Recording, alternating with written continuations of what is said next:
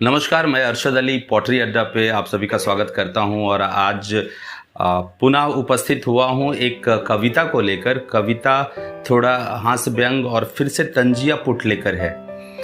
कहते हैं कि हमारे आसपास में जो भी घटनाएं घटती हैं उनमें अगर उस पर अगर पैनी नज़र आप गड़ा के रखें तो आपको बहुत सारे ऐसे चीज़ मिलेंगे जो आपको हंसने पर हास्य पे मजबूर कर देंगे। तो आज की जो कविता है उसका शीर्षक है कुत्ता घी नहीं खाता है। कुत्ता घी नहीं खाता है।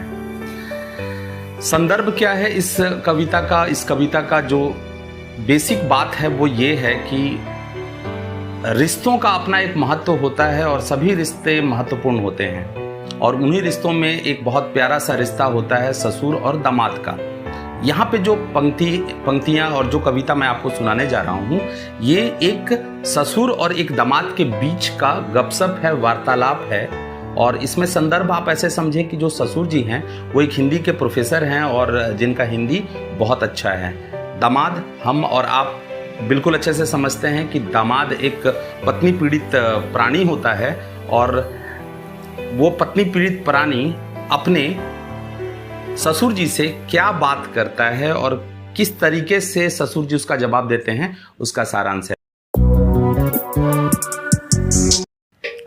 कविता का शीर्षक है कुत्ता घी नहीं खाता है और शुरुआत यहाँ से होती है कि मैंने अपने ससुर जी से कहा आपकी बेटी चुटकी बजाकर कई लड़ाइयाँ लड़ लेती है। मैंने अपने ससुर जी से कहा आपकी बेटी चुटकी बजाकर कई लड़ाइयाँ लड़ लेती है। ससुर जी कहते हैं ताली एक हाथ से नहीं बजती है। मैंने कहा शेर सुनाने पर भी माहौल ठीक नहीं होता। मैंने कहा शेर सुनाने पर भी माहौल ठीक नहीं होता। ससुर जी कहते हैं 100 सुनार का तो एक लोहार का होता है। मैंने कहा कि बड़े भाई के समझाने पर भी उसे समझ नहीं आई है। मैंने कहा बड़े भाई के समझाने पर भी उसे समझ नहीं आई है। ससुर जी कहते हैं चोर चोर मौसेरे भाई हैं।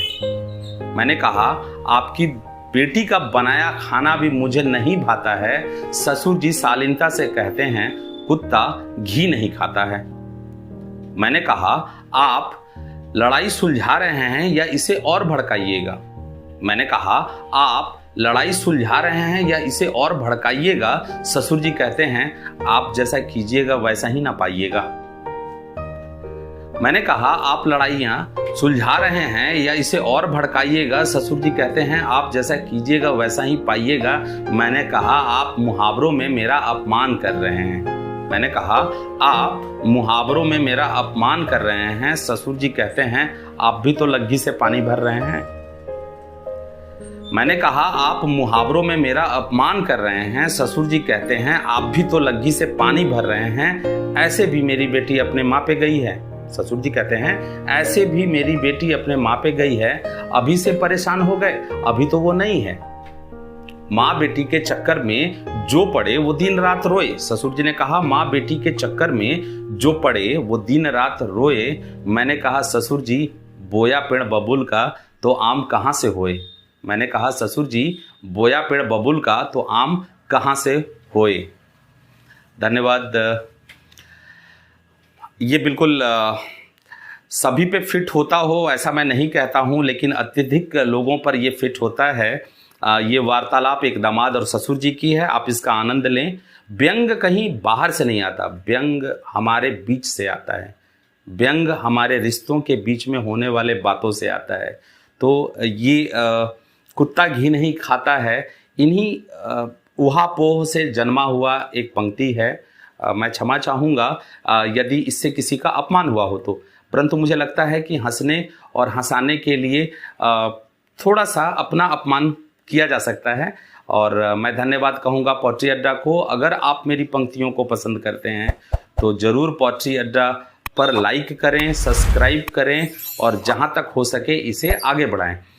निश्चित बहुत अच्छे अच्छे कवि हमारे क्षेत्र में हैं। मैं पुनः कह रहा हूँ आप उनके लिटरेचरल कविताओं को सुनकर आनंद ले सकते हैं पोट्री अड्डा पे।